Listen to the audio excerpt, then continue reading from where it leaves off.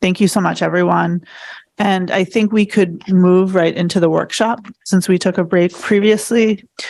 And this workshop, again, is on the proposed FY24 capital improvement plan. Mr. Superintendent. Yeah, thank you. So as board members who have been on the board for a period of time know, every year the school board submits a capital improvement plan request. The Portland City Charter requires that the city manager prepare a 5-year rolling capital improvement plan, and that is presented to the city council on an annual basis. So I think the important thing for you to understand is that what we're going to be talking about today and what you're ultimately going to be asked to approve is not what is necessarily going to wind up in front of the city council. It's what is going to be submitted from us to the city manager, who will then look at it in the context of the city's overall needs and put forward a proposal to the city council, which could include what we submit. It could include more than what we submit, and will also include what the city will put forward. Generally, the way that this has worked is that, well, I mean, the city's strategy is basically to not add additional debt. So all of what we submit ultimately becomes bonds that are issued, and then we pay them as part of debt. And so in order to not have, more debt than what is already being carried, what the city has used as a strategy is to basically bond only as much as is rolling off on any given year. And so that has resulted in roughly a $10 to $14 million sort of capacity on an annual basis. For us, what this has meant over the past, 6 years is between $1 and $4.5 million is what our CIP request has been advanced, to the approval stage by the city manager and ultimately by the city council. I think it's important for you to also understand that for the past several years, what we've advanced also includes the funding that we expect to receive from the state under the state revolving renovation fund. We discussed this with the finance personnel and operations committee. The way that funding works is that there is debt associated with it, but it's relatively small because it's at us. So we're basically paying just the principal because the state covers the entire. There is no interest. It's a 0% interest, and the state also absorbs 30% of the principal. So if we had a CIP that was $2 million and it was all in revolving renovation funds, about 600,000 of that would be paid for by the state. We would be responsible for the additional 1.4 million. There would be no interest associated with that. We've done that for the last couple of years. We do not have that built into our debt service this year. So what we're asking for is all intended to be funded through debt that the city would take on as part of CIP. So what we're actually proposing to move forward is just two things. One is replacement of 3 buses. We are shifting our bus replacement strategy to primarily go with funding directly from the DOE for those replacements. So we have a large contingent of buses that we want to replace this year. These 3 are not currently eligible for reimbursement from the state of Maine because they haven't met the mileage and age requirements. But they are no longer working. Those who have been around the board for a while know that the the district made purchase of CNG buses a number of years ago. That has turned out to be a somewhat problematic approach, just because the buses have not been able to, we have trouble gassing them up, and we also they don't do particularly well in our weather. And so we've been spending a lot of money to keep these functioning, and we're going to try to roll them off this year using the CIP. And so that's the 3 buses are a little bit over $400,000.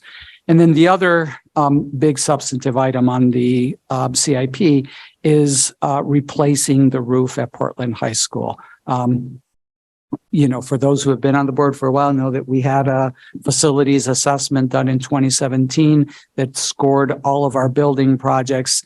And we've tried to use that as a way of organizing what we ask for. This particular project was assessed as being an end-of-life project back in 2017. So it was end of life then. It's, 5 years older at this point. So clearly in need of replacement. It is, very expensive to replace a large roof like that. We have a small portion of that is funded under the SRRF that I referenced earlier. And so that is proceeding, will be done hopefully this year for some structural replacement, as well as the engineering work to be able to take this out to bid if it's approved. So it's $1.8 million is what we need in order to replace the roof, and that's what's in the CIP for this year. So we have the $1.8 million roof replacement plus $414,000 for the 3 buses. It is important in your packet to see the entire list of CIP projects. There were about $6 million worth of CIP allocated, to be reviewed for this year. We chose these 2 projects, and the remainder, as we do every year, gets rolled into the next year. So if you look at that 6-year plan and you look at the, 6th year, there's like $40 million worth of, projects that have been, consistently pushed down the road for that. So this is what, both in conversations with the city as well as in understanding what our capacity is. This is what we are advancing as our recommendation. I think it's important in the context of capacity for you to understand that we currently have about $8 million in previous capital improvement plan projects that are at different levels of actual implementation. And so those are, there's significant bandwidth associated with moving that $8 million that's already bonded and available forward, as well as the renovations at the 3 elementary schools remaining under BFOF. So that's why we're just, bringing you the request for, this, the 2 projects, one, which is not a construction project, and then the other one, a single construction project, as opposed to a large number of projects, which is what some of the other year projects have been. So this was reviewed and approved by the Finance and Personnel and Operations Committee meeting last week. And, today we had a first read. I'll take any questions that you have about it. And then we hope to bring it to you for approval at the December 6th meeting. The city is intending to have their process begin in January. So the timing is working out just fine that way. So that's it. Excellent. Thank you so much. That was a lot of information. I'm going to start with Board Member Lentz with questions. Thank you. Just to double check, was the $1.8 million estimate, was that in 2017 or was that this current estimate? This is the new estimate. Okay. Based on the engineering work that was done this past year. Again, we don't know if people will bid at that level and all of that, but this is based on the current engineering report. Thank you. Yes, Board Member Bryden. Thanks, Chair. So A question came to mind when you were talking about the CNG buses. And I realized I don't know how it works when you get rid of a school bus. Is there a market for them? Like, you know, a school district in a warmer climate that might not have the same challenges that we've had? Like, would we sell them, or what happens to the buses? Yeah, there is a plan for doing that. And it, you know, generally gets us like $5,000 for the bus and things along those lines, but that is part of the practice. Thank you. Are there any other questions? Yes. Ms. Russell-Better, please go ahead. Thank you, Chair. Superintendent, I just was curious. So those 3 buses are not being used at all now? So they're being used sparingly. Yeah. They're what we call spares. And I actually don't know that all 3 of them are in that situation. I think 1 is not being used at all. 2 are still being used as spares. I don't remember the exact details.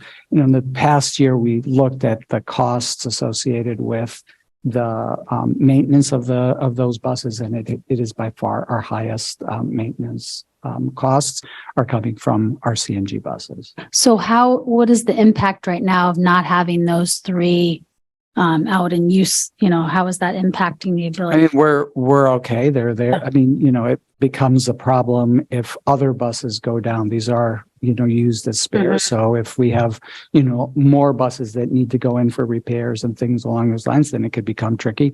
But we have some flexibility in our fleet. Okay. We don't have any flexibility in our drivers. Right. I mean, we do Okay. some flexibility. So then just lastly, going through the CIP process, what is the time frame of then being able to get the new buses? Just for me to get my head around, how long does that take for actually have buses? Yeah, it takes, you know, it's, we are still waiting to get the buses that we bought last year. So, Wow. so it does take some time Yeah. to get those, in place. Okay. So good news that they are backup buses, because you're planning for making sure we have them in that. Okay, great. Thank you. I had no idea. Thank you, Ms. Russell-Better. Are there other questions for the superintendent on the FY24 CIP? Okay, I think with that, we can close the workshop, and thank you so much to everyone who is here for all of your work tonight.